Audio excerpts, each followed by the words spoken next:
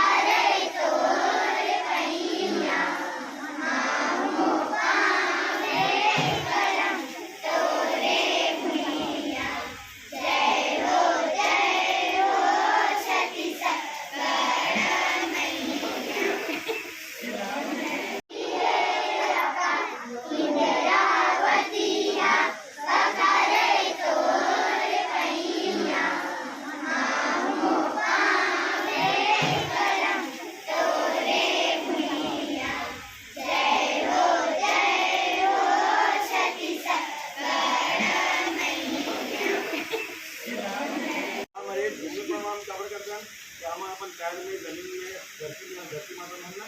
तो हम पहले सबसे पहले हमला अगर सीखना है ना तो सबसे पहले भूमि प्रणाम करना है बाद अपन माता पिता प्रणाम करना है डेली प्रणाम करना है ओकर से हमारा आशीर्वाद मिलते का मिलते आशीर्वाद कुछ लोगों मिलता समझे।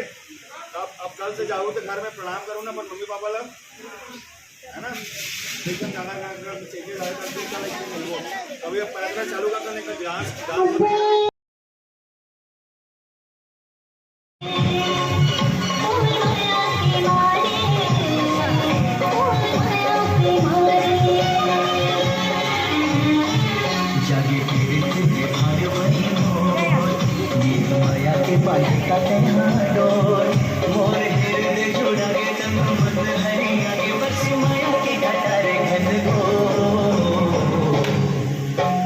माया के मारे